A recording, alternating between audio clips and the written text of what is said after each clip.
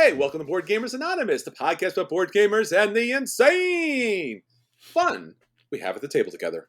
This is Chris. Hey, and this is Anthony. And my friends, this is, of course, episode 345. Talk me out of backing Master of the Universe, Clash for Eternia, the board game. We like to thank all of our Patreon backers for helping us bring you a brand new episode, but especially our new Patreon backer, T-Max. My friend, you rock. Thanks for everything, and thanks for bringing us a brand new episode. All right, everyone, we are back, and again, we need your desperate help to stop me from backing an insane Kickstarter that's clearly going to ruin my life because it has all the things I want and also wants all the money. Yep. This is hyper targeted here. This is Woo! You are right in the crosshairs. I'm not. So I will gladly play the don't spend your money side of things this time. Absolutely. So that will be our feature review. Simon did a thing. And anytime Simon does a thing, you really should lock yourself in the basement or something and just shut your Wi-Fi off because man, it's it's scary. But we'll talk about that in our feature review. So hold on, and we'll see if I can hold on and not back this project. But before we get into all of the fun plastic that I could possibly back, we want to just talk about general stuff that's happening in the nerdom kingdom out there, Anthony. A lot of new shows out there, a lot of new Netflix things, Disney stuff, Star Wars stuff, Marvel stuff. Stuff, dude, stuff. There's too much stuff. I don't know what happened. Maybe it's like a COVID style accordion where everything got compressed and then all of a sudden it's explode. All the things that were almost done are now all out. I don't have time to watch all of this. We were just talking about this before. You're like, did you see this yet? I'm like, no. Did you see this yet? No.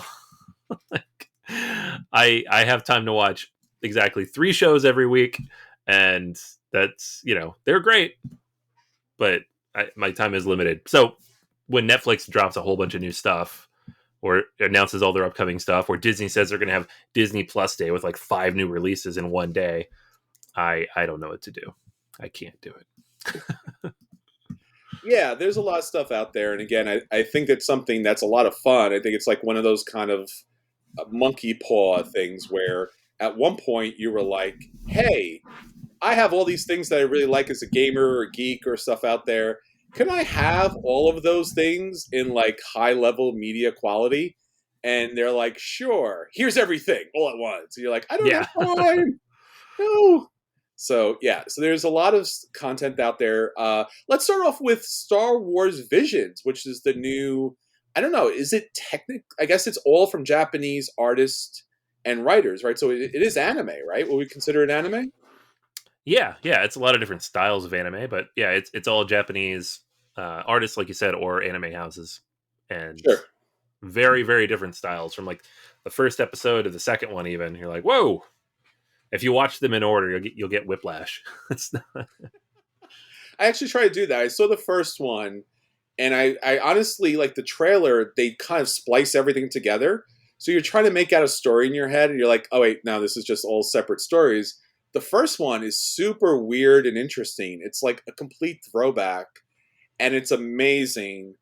And then you're like, whoa, that's incredible. And then you get a whole bunch of other radically different styles on top of which some are better than others, some stories are better than others, and some are just straight up fan service. So your mileage may vary based on a Star Wars fan. If you're not a Star Wars fan, I think you could find at least one of these shorts. And they're kind of shorts. You have to go into that knowing that you're just getting an ever small glimpse of a story, because I'm watching a lot of them and I'm like, oh, this is kind of okay, but it didn't really build the characters up to begin with, or It really didn't finish the story at the end. So I'm not really sure, but yeah, I think in general it was a good concept, and I like what they did with it. I think variation's good, especially when they keep it at homage and not just try to do fan service. I think that's really important.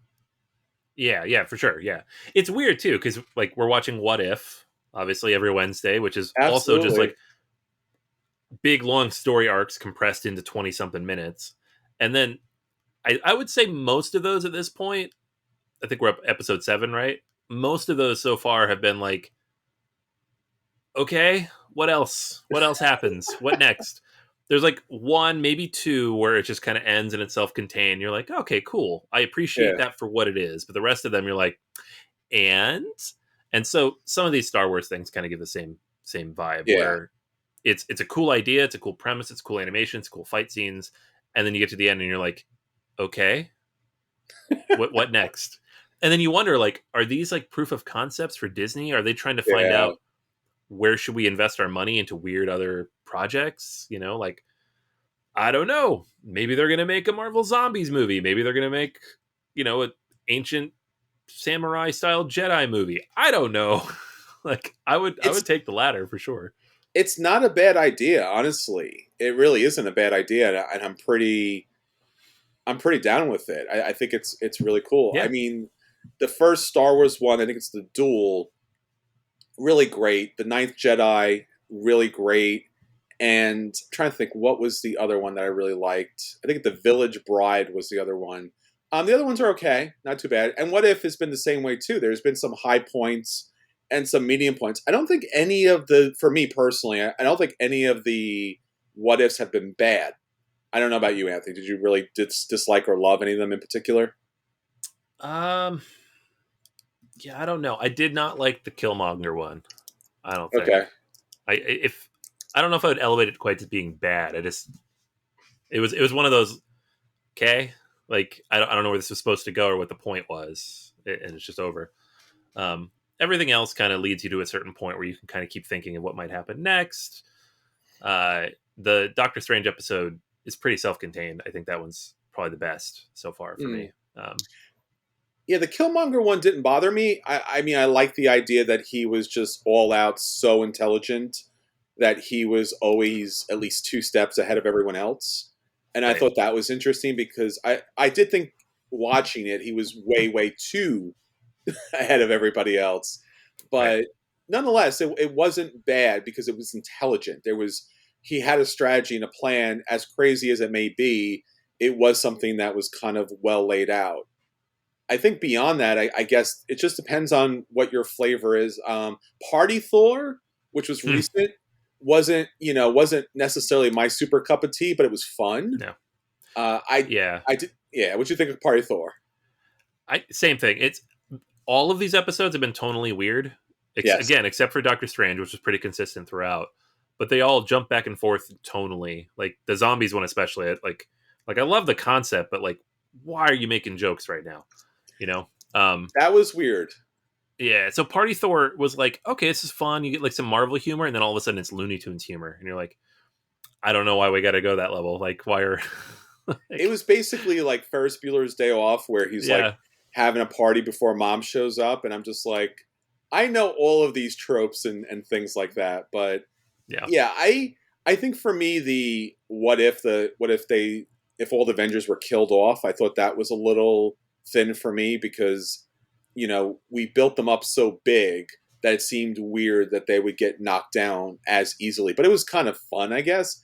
The one I really liked was when T'Challa becomes Star Lord. Basically, I know that most people didn't like that one because it's kind of like, I guess, talk no jitsu. It's like one of those things where it's like the hero just comes through and is so charming, so intelligent that he's yeah. able to just like convince the bad people that they should turn good. That's a Naruto kind of way of doing things. Like, we'll fight the bad people, but eventually we'll just talk to them and they'll be our friends, and that's awesome. And you're like, oh, cool. So yeah, I think that's been pretty great. But Netflix has had a lot of good shows as well. And I think, The Witcher, the cartoon movie was very good for what it was. Squid Games I saw recently. I don't necessarily recommend it. Very bloody, very, challenging in that kind of way, but interesting and a really kind of a big swipe against capitalism, if you don't mind me saying. Um, so there's been some really good shows out there. Ted Lasso's been fantastic. I know a lot of people had problems with the second season, but I think that's just a given once you set the family up. You can't just keep setting the family up kind of situation, the found family Right. trope. So I also like The Chair, which is if you're in academia. Susan O is on Netflix on that. That's pretty cool. That's pretty chill. I really liked Lower Decks, which is a Star Trek anime series, cartoon series kind of thing. It's all fan service, which can be a little annoying, but it's so well done that I really kind of like every moment of it. So that's been my kind of watch. How about you, Anthony? Anything else? Yeah, man. I mean, I love Ted Lasso. I don't get the hate on it because it's just a happy show and happy times. And I Sure, really, really like the last couple episodes because I think they've gone interesting places with those characters sure. and done things that other shows are afraid to do, which I wouldn't necessarily have expected early in the season, but I'm glad they did it because I think I don't want to spoil it, obviously, but um, that shows it's just so good. I would say Uh, the one thing about that show that most people miss, you don't have to be a football soccer fan in order to enjoy it. right. There's very little sports involved in the show. So if you're not a sports fan, don't worry about it. You're going to like it regardless. Yeah, it's a workplace comedy. They're just a bunch Yeah. of coworkers dealing with each other, right? And there just happen to be a lot of them because it's a sports team. Um, yeah, so that's good. And then What We Do in the Shadows. Like I stumbled upon this one right before season 2 came out, and then watched all of season 1 and 2, and now season 3 is coming out, and it's so good. Such a good show. It's ridiculous and over the top, and the Great. characters, Yeah. like all three of the actors who play the vampires are just, or four, I should say. Can't forget Colin Robinson. Yeah. They're just amazing, and Guillermo, like, just a whole nother level after season 2. So if you have That was not great. watched that, highly recommend it. Taika Waititi, obviously, he made the Oh my God. movie first back in New Zealand, uh, and he's deeply involved in producing it now. And obviously, that means it's great because he makes all things that are great. So, Yeah. So just some recommendations for you if you are looking to watch something fun. Those things are out there. So check them out. All right, Anthony, let's get on to the things that's going on with our listeners. What's our question of the week? all right, back to board games. Question of the week this week: what's a game that came out of nowhere and you played way more than you expected? So, not a hidden gem necessarily, but a game that you did not see coming that just kind of blindsided you, and you're all of a sudden you're like, "Oh, I have to play this forever now." Right? Um, Last year for me, it was Lost Ruins of Arnak. Like, I got that in with Under Falling Skies because that's the game I really wanted to review, and I played Arnak first, and I was like, "Oh, great! Now this is like my game of the year all of a sudden." Like, and I've been playing it nonstop since. So, some answers from the listeners here. David, he mentions Cascadia, which we reviewed a couple weeks ago. Awesome. So he says he backed it last year on a whim and wasn't sure if he would like it until it arrived, and now he loves it.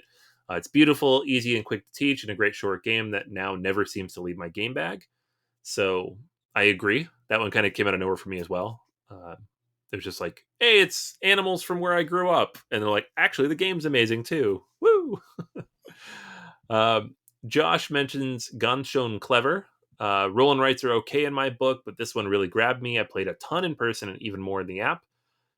I think that one for a lot of people, even if they don't want to admit it, like that's of all the roll and writes that came out in that 3 year period, that's the one that hit the hardest. Mm. So for those who don't hate them, Sure. Tommy says for light family game, Little Flower Shop, and then for mid to heavier worker placement games, Circadian's First Light, which you talked about a few weeks ago, right? I did. Yeah. Andre mentions Pax Pamir, introduced by a friend, and then got into a rabbit hole. So, and Mm. David seconds that game. I also was all in on that one. I backed it on Kickstarter because of Root, and it was Cole Worley's next game. Yeah. And then it came in. I was like, actually, this is amazing. I backed it for literally knowing nothing about it. Adam says The Crew turned out to be something completely different than what we expected. The plot of the story is so bad and full of the cringiest technobabble. We bought it based on the look of the cover and didn't know it was a trick-taking game. But big but, bunch of negatives, but a big but. Gameplay is great, fun, and we often play it after the main event of a game night. Okay. John mentions the Red Cathedral. Brian mentions Underwater Cities. So heard some buzz about it and demoed it at PAX Unplugged a couple years ago. Bought it that day and still in regular rotation. Hadrian's Wall. Igers mentions Hadrian's Wall. This is a really big, complicated roll and write. Um, that's was out of print 5 minutes after it came out, and a couple other mentions here without not without any additional details. Gudetama the card game, Kerala, Cursed Court, and Chinatown. Hmm. So lots of games off the beaten path. You can find the whole Yeah. thread on Facebook if you want to check out any of those games. Yeah, like I said, for me, I think last year it was Lost Ruins of Arnak. There's been a bunch over the years, though. I feel like every now and then, just we'll get a game in for review, or we'll pick something up at the convention, and we're like, actually, this game's amazing, and I don't know why I didn't realize that. Yeah. What about you? Anything come to mind? I mean, the one that's always popped up over the years, and it's been many years at this point, has been Concordia. And Mm, I guess because, coming up in board gaming, we used to listen to so much Tom Vassell, and Tom really had a thing against, and I understand, but he always had a thing against, how would you say it? Building, sailing in the Mediterranean, trading in the Mediterranean kind of thing. So when right. Concordia came out, it was like, oh, cool, another game like we've seen 1,000 times, right? And then it was like, oh no, this is amazing. Everyone loves Concordia, despite its weird kind of cover. It's really one of the best games that ever has been out there at this point. And again, it's another game you slept on. I guess the only other game that kind of tricked me, so to speak, was No Thanks, which was a little tiny card game. And I was just like, oh, this is certainly not going to be a situation or a game or something that was going to be ever playable. This is going to be something you're going to play once and toss in the garbage, basically.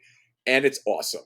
And it's something that, like, again, you can play really quick and easy with practically anyone and enjoy it. So, yeah, I think those things kind of stepped up and stepped out a little bit. So that's all the games that we're talking about from that. If you'd like to hit us up again, as Anthony said, Facebook, Twitter, BoardGamersAnonymous.com. A lot of places to let us know what you are thinking. So this way we can talk about those great games upcoming. So, Anthony, that's what's happening with all of our listeners. Let's get on to the games that we want to get to the table. Let's talk about our acquisition disorders. All right. I got the biggest one. I guarantee it's the biggest one. Nah, you don't. Go ahead. No, you don't think so? No, I Okay. don't. Go ahead. All right. I got Eastern Empires. So this is one half of Mega Civilization re-implemented, and it is on Kickstarter right now from 999 Games. They had a sale at some point on like slightly dented copies of Western Empires, maybe a year or two ago. So I have a copy of Western Empires, Oh, which I no. got in. Yeah, it is somewhere over here. And so what these are is each of them is like 3 to 9 players, and they take like 3 to 12 hours, and they are giant civilization games, right? Mm-hmm. You take on the role of one of the civilizations in that realm. And Western Empires, obviously, it's traditional Europe. Eastern Empires, which is the new one on Kickstarter, is around the Arabian Peninsula and the Silk Road. And they're all about building up your culture, and I don't know, it's a civilization game, and it's very like proto civilization game. So it's city building, it's civilization elements. There's trading, there's economic elements. You're building up, your wealth throughout the course of the game, and it takes place over the course of 8,000 years, of course, because it's a big civilization game. This is based on, I think, when did that come out? Mega Civilization came out, I want to say 2015, and Mm-hmm. that was like a re-implementation of Civilization and Advanced Civilization, and it was like the full shebang, like 5 to 18 players. They said 6 to 12 hours, but it was like 18 plus hours at times. Big game. Came in a big wooden crate, cost $400, whatever it was. Like nobody could get this thing. It was ridiculous. So they eventually split it up, and they're like, all right, well, you can buy the first half and you can buy the second half. You want to combine them all, then you can play Mega Empires is what they call it. Mm-hmm. And so it's on Kickstarter now, Eastern Empires. And I'm not going to run through the game because it's like something like 13 turns over 12 rounds or something, or 15 turns over 13 phases. Sorry. So there's obviously a bunch of different things you're going to do on every turn of the game, and you Mm-hmm. do it all simultaneously, which somehow makes it faster, but it's still crazy long. And there's hundreds of cards in the box and all these different tracks, and there's a lot going on. Like you go to the Kickstarter, you kind of scroll through everything. It's like in a Kemet sized box, and it's full to the lid. The Western Empires is. I'm sure Eastern Yeah. Empires is the same. Anyways, you can back this on Kickstarter now, and you can get Eastern Empires by itself is like $140 something. It's a decent chunk of change, right? It's a big game. Yeah.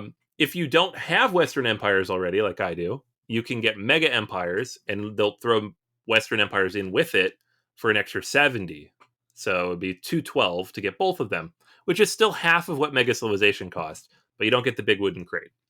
Also, you will never play this. You will never play it.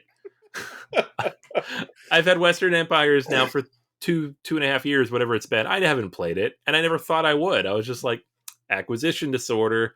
It's cheaper than it was. Now I own this thing I don't need.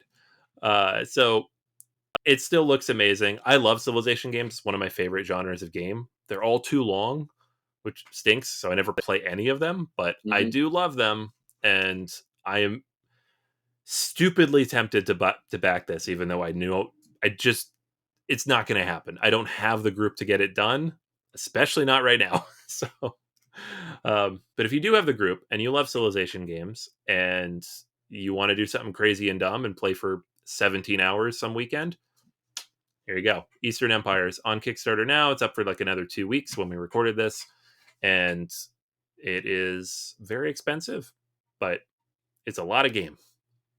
I mean, this game, again, is one of those situations where they never questioned if they should do it. They just went ahead and did it. Yeah. And it's just one of those things where, like, I really applaud the hubris here. And I don't mean that necessarily in a bad way, but, like, they went for it. I remember the wood crate. I remember I think it was at Gen Con, and talking to the people there. And they were at wit's end because they were having such a hard time selling the game. And it was one of those situations where, since the game was so expensive, you just couldn't give out like any discount or review copy, or you couldn't just put that on a table to preview because it was such a massive game.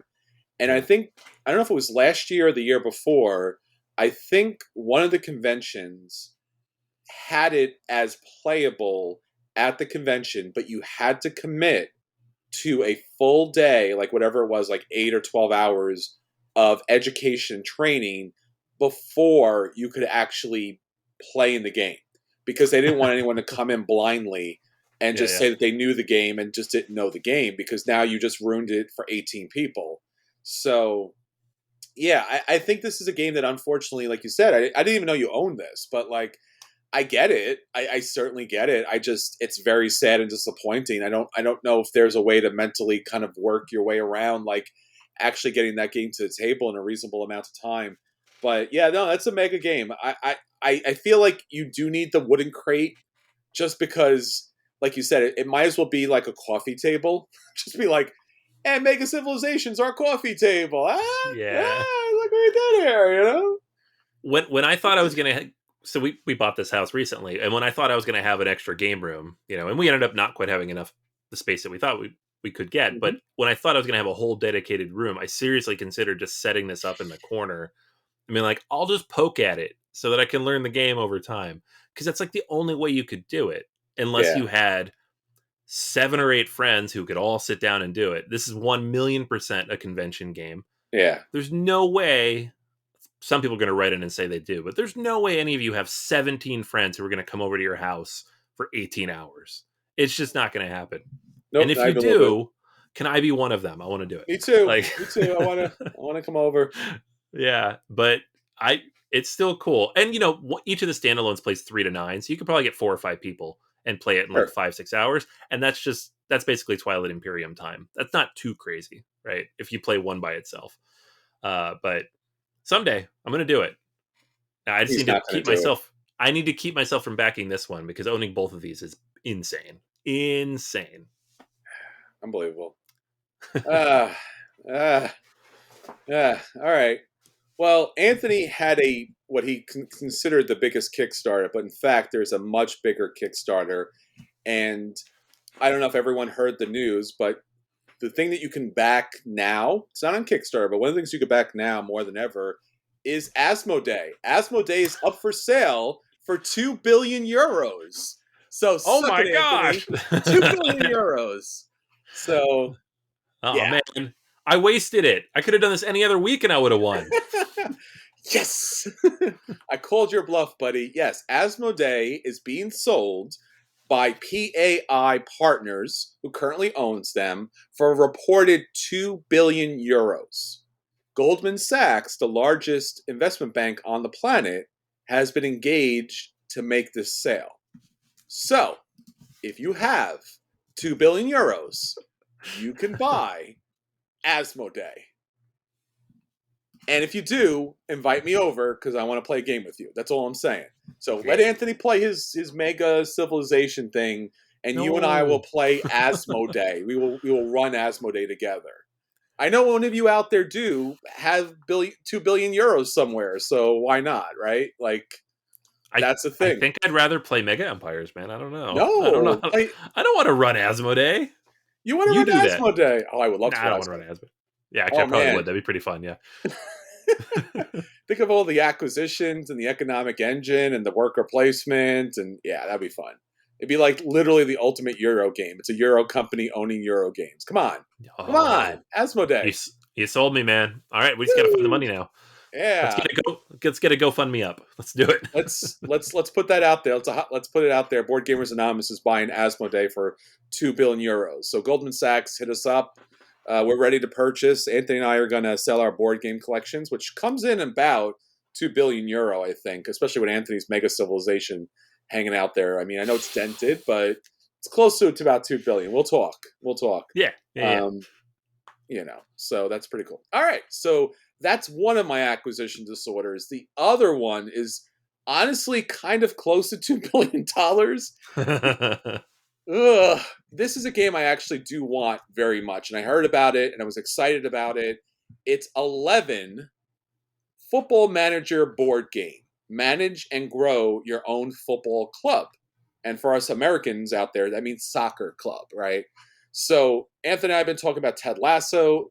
If you want a really good, inspirational, fun, kind of easygoing experience, that's them managing a football club. Right? Most of it's coaching, but there is some management kind of stuff back. Now, what I'm talking about here, again, is like I said, you're managing a football club, but really what you're doing is you're playing a Euro game.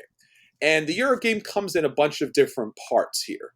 The first part is you have your executives, your coaches that are actually managing the team. You get 3 cards. It's kind of pulled together in a draft. Each of those cards have special abilities. You put them together, and now you have a special team. You pull a board. The board is the one who owns the team. And what happens is the board is looking for a vote. Like, what should they do with the team? You roll dice, and based upon your executive management coaching team, that's the decision you'll make for the round as far as bonuses, negatives, trades, things like that. Pretty cool. Now, once you have that team down, there's a lot of other pieces that come into the game. There's staff that will give you immediate or temporary bonuses that you can play throughout the game. There's players that you can draft, put into your team, mix your team up, has special abilities in and of itself, train them up to become even more powerful. And you also have a stadium. You have your home stadium that will be able to give you bonuses because of upgrades you make to the stadium throughout the game, fans, which will give you bonuses. And basically, you're managing these 4 different tracks: money, passion, love for the team, your physical fitness for the actual kind of put together there, and the actual staffing kind of situation. Now, there's a separate board where the football comes involved, because what you have is an opportunity to actually put your team on the field, which again is pretty awesome. You got 10 players that are represented by 10 jerseys, and they each have different numbers. So when the players come out, you got to pick the cards, the player number cards, whatever their jersey is, and that's the player. The card represents the number on your board. So you can't have 2 number 2s, for example. You have to kind of like diversify the team. You have an opportunity to set your strategy based upon the scouting report. So the scouting report might be they're very aggressive or they're very defensive. And basically you flip over a card and it tells you, based on where the board, the other team has either been defensive or offensive. And if you meet or match the numbers depending on the situation, you will score goals or defend against goals or get scored on. It's a little mini game. It's pretty much the crux of the game. And then there is a tracking system as far as who will be able to kind of move up in the standings. And obviously, the more you move up, the more points you score, and the further you move down, the negative points that you'll score throughout the game. So it doesn't require you to be a football fan at all. It really doesn't. And you don't want to be regulated out of this league and lose points in the game. But it really is just like your standard Euro game. I love this idea. I love this concept. One of the things that does kind of rub me the wrong way is it's very much a solo kind of game. Other than recruiting the players, there is no interaction between them. Now, there's supposed to be some scenarios that come along with this game. I haven't seen it. It's still up on GameFound, so it is a crowd-funded source on GameFound. By the time you hear this, you will have very little amount of time to actually back this. Honestly, I don't think that you should, even though I do love this tremendously. And the reason why I'm saying that is if you want to back the game with its multitude of mini expansion, it's going to cost $150 plus shipping. Nope. Even the base game alone is about $75 based on how the dollar and the euro are doing at the time, plus shipping, which is really expensive here.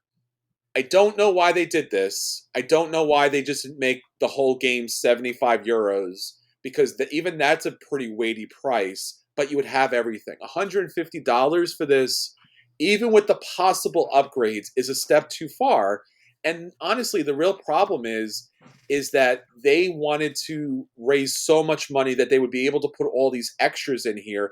But since you basically have to back literally all of it all at once again, and because the upgrades and the stretch goals are connected to that, you're not really going to see all the extra stuff like you would want to see. Now, maybe they put them all in. Maybe they hit their goals at the last second.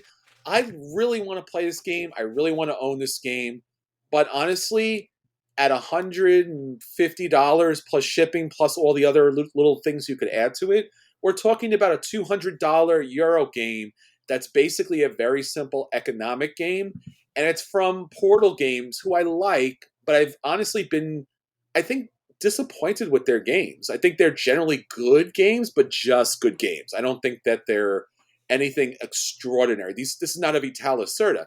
In fact, the person who is the designer for this game, he actually produced, his name is Thomas Jansen, the same game previously called Club Stories. So the identical game is out there, but in a lesser production, pretty much, that you could have gotten. I don't know where or when this game was available. This game came out in, I think it was, I want to say it's 2017, but it's pretty much the same game. So I don't want to pay $200 for this game, even though I'm almost willing to pay $200 for this game. Yeah. I mean, I think that original one was self-published, but okay.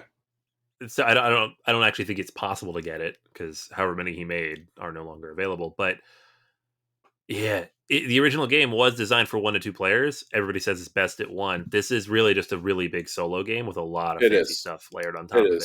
Now, if you love football, soccer, and you are a solo gamer, then then this might be the perfect sweet spot. I am the latter. The former is a meh. But I do love sports games, but the price did turn me off. Like, this is a game I'm going to wait on. Like, I backed the Pret-a-Porter Kickstarter from Portal Games, and it was similarly priced. It was like $80. And when I finally got to the table, I'm like, it's fine. But then, they had copies of Miniature Market for half that. I'm like, that would have been fine. I don't know.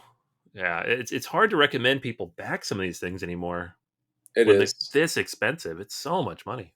It's really hard because there's such interesting games that it would be nice if you could actually back that. Club Stories, the game itself, like you said, was a 1 to 2 player game. It's currently out of stock in its second edition. Obviously, I don't think it's going to come out again. Maybe if you get a secondary cut, but that was $36 36 euros. So I mean, this is really an upcharge. And like you said, it's primarily a solo game. And I don't think it's a bad idea as a solo game because you flip over the cards and you do the thing. So I would like this as a solo game. There is a solo component, which is one of the expansion modules it's just too much. Look, let's be honest. It's either this or Asmodee. And I'm on the line, still going to go Asmodee. Close. Just a little close. So, yeah, that's kind of sad. I wanted this. Please, dear God, stop putting everything in one Kickstarter. Let us buy the base game so it's reasonable. Like I said, the original base game was $36, 36 euros. The base game here is 60 euros. So, kind of a different thing. I understand it's upgraded, but still a thing. All right, so those are the games that we want to hit the table. Let's talk about the games that we want to hopefully get to the table if we had literally all the money in the world. My friends, it is our feature review. Talk me out of ... buying or backing Masters of Universe, Clash of Eternia, the board game. Anthony, I have looked at this Kickstarter. I think this is an obscene Kickstarter, but that's Simon. Simon does obscene the best, right? Mm-hmm. And obviously, anytime you do an IP, so we just talked about 11, like that could have been the Ted Lasso game and been awesome, and then the price would have made sense. Masters of the Universe here, right? Masters of the Universe, it's a solid IP that's been around. It's recently been, like, I guess there's two versions of Masters of the Universe on Netflix right now. We were talking about Netflix. There's two different He-Man series happening right at the same time. It's back. It's rebooted. It's back. However you feel about it, it's a thing. This is like, again, this is one of those two-part kind of like nostalgia, but it actually is a board game, and it might be worth playing just as a board game in and of itself, even if you're not a hardcore IP fan here. So Masters of the Universe, the board game, Clash for Eternia from CMON and Mattel, so that's where the money's coming from, prove who has the power in a one versus many or fully cooperative game in which beloved, which seems like a weird word for this game, beloved characters clash in a legendary fight for Eternia. Anthony, do you happen to have any feelings, thoughts, or passions for the He-Man universe? So here's the thing. You say beloved, but I would didn't say challenge. Beloved. It's on the Kickstarter. Kickstarter name you said. All right, you read it. Fair. I thought it was weird. I would challenge anyone, and not everyone. Some people will certainly remember, but would you anyone. Challenge He-Man? Would you challenge He-Man? I would not challenge He-Man. How about She-Ra? Would you challenge She-Ra? Oh gosh, no. She's even worse. But I would challenge anyone to actually name most of these characters. I watched He-Man. I loved He-Man. Yeah, this is what I'm trying to get to. Is other than you, this is X-Men all over again. Where like the vast majority of people are like, I love X-Men, and then you look at all the list of characters, like I don't know who any of these people are. I loved He-Man. I watched this as a kid. I had a bunch of toys. Sure. I'm born in the 80s. This doesn't. What is any of this? But obviously it's a CMON Kickstarter, so you need to have 400 named characters as Kickstarter exclusives, and so you get ridiculous things like Snout Spout and Mechanic. Like awesome. I don't remember these. I remember some of them because I had the toys. Snout Spout, so bad. Like, and all this is doing is reminding me how dumb He-Man was. Oh. There's actually a He-Man documentary on Netflix. It's actually pretty fun. It talks about how they decided to create He-Man, and basically it was based on Conan the Barbarian, right? They wanted to make a kid's version of it. But go ahead. I'm sorry to interrupt. That was just a little side. Yeah. No, it definitely wasn't wanting to sell millions of dollars worth of toys. That's not why they No. Yeah. But you really did like the She-Ra series on Netflix, right? I did, yeah. And I haven't seen the new He-Man series, so they might be amazing. I don't know. I haven't seen them. She-Ra was fantastic. I would absolutely buy She-Ra stuff at this point. And I don't know if this game's any good or not. I just think it's hilarious that they're like, look, it's Rock-On and Extendar and your man Mossman and Clamp Champ. And you're like, no. To be honest, I'm pretty sure I had a Clamp Champ toy. I remember that little arm thingy, but that's all I got. Anthony, to be honest, Extend Man, they're really stretching it there, right? Come on, right?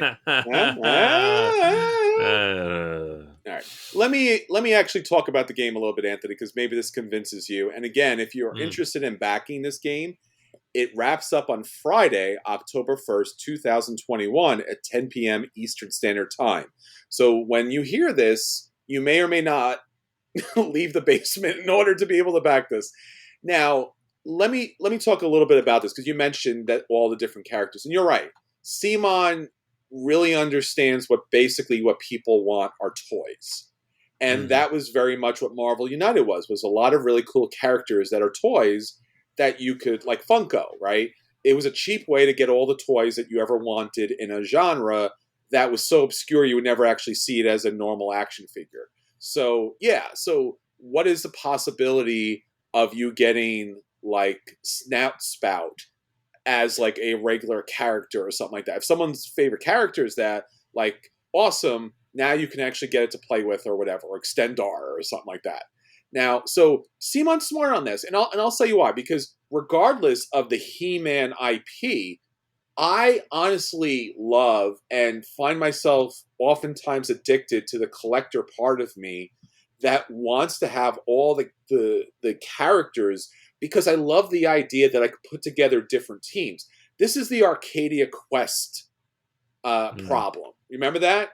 Like that was, I mean, it's still going on. I bought like 2 characters the other day from like Miniature Market. I got them on a good price, but like, you know, like there are characters that like were in the Kickstarter, they're going for like $100 and some odd, and I'm like, maybe not. So yeah, the idea that you get these really obscure characters is the reason why you back this Kickstarter, because you would never find a time where you get the obscure characters and be able to play with them. Like, they're not just like variant art.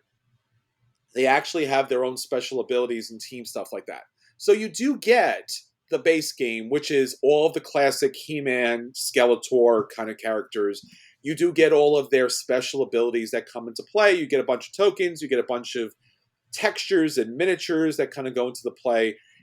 Honestly, it's a very basic, straight board. You're getting a rectangle board that you add like different terrain to based on the scenarios. Now, as Anthony said, it does come with a lot of extra characters in the game. Stone Dar is here. Dude, Stone Dar is in this game. I don't remember Stone Dar. Oh my gosh. Now, He-Man, I was a little too old for He-Man. Like, as a kid, I was like, oh, I recognize that as a thing, but it wasn't like exactly in my age range, so I never really had like the ultimate passion for it. But I do remember, obviously, all these kind of characters here. And there's a lot of like these obscure characters, and the miniatures look even better. Like, Simon's really stepped up their game, if in fact they look like this when they get released. And again, you're getting a lot of obscure characters that you would. Now, Anthony, if you're looking at this, and I know you are, did I mention to you that you could get Castle Greyskull? Right? I was waiting to get to Castle Greyskull. Yep. It's there. They actually have a miniature, a working miniature. The drawbridge goes up and down. There's little platforms. There's guns and stuff like that. You can actually play in the Castle of Greyskull, and you don't have to drop like, I don't know, $10,000 these days to get the old one from like some collector. And it's there, man. Like, you can actually get that. It's a whole play set just for itself, and it plays in with the game. Yep. It is a playset. You are correct. I have 2 children, and I've bought playsets. They don't cost $110. Oh, this. Well, I mean, you can't go buy Castle Greyskull today. But if Mattel decided tomorrow they wanted to reprint Castle Greyskull, the amount of plastic that takes, it would cost $30. This is, come on, it's just for the extra. To be fair, it's $75 for the castle. And okay, that's reasonable. There you go. Hey, look. No. The Giant Cthulhu. How much was that Giant Cthulhu guy? Like, he was pretty massive and expensive, right? Yeah, and that was also dumb. So. Oh, no. Yeah, so there's a lot of expansions here. You could buy the Castle Grayskull separately. You can buy a whole bunch of extra characters. Anthony, She-Ra and the Great Rebellion is here. And we're talking about the She-Ra from the 80s.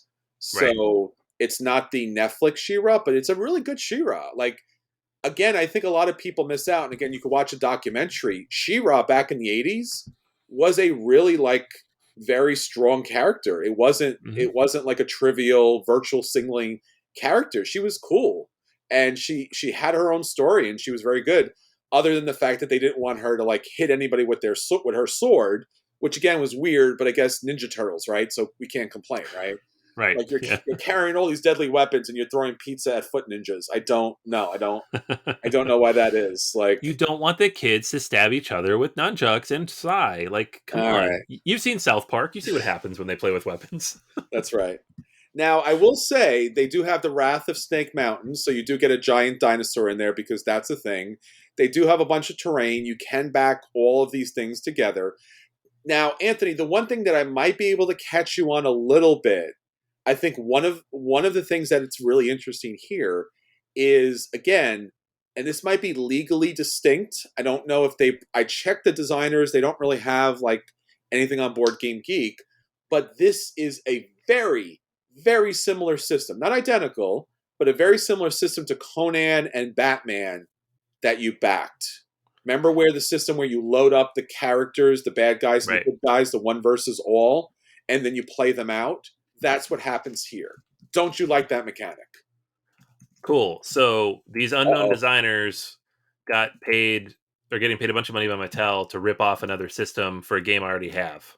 There you go, buddy. Sounds great. Yep. No, I'll totally back that. It's a good system if it works. We'll see if they do anything good with it. Even Batman didn't do a great job of re-implementing it from Conan. Conan still does it the best. They do. So, which I find ironic that the He-Man game would rip off the Conan game.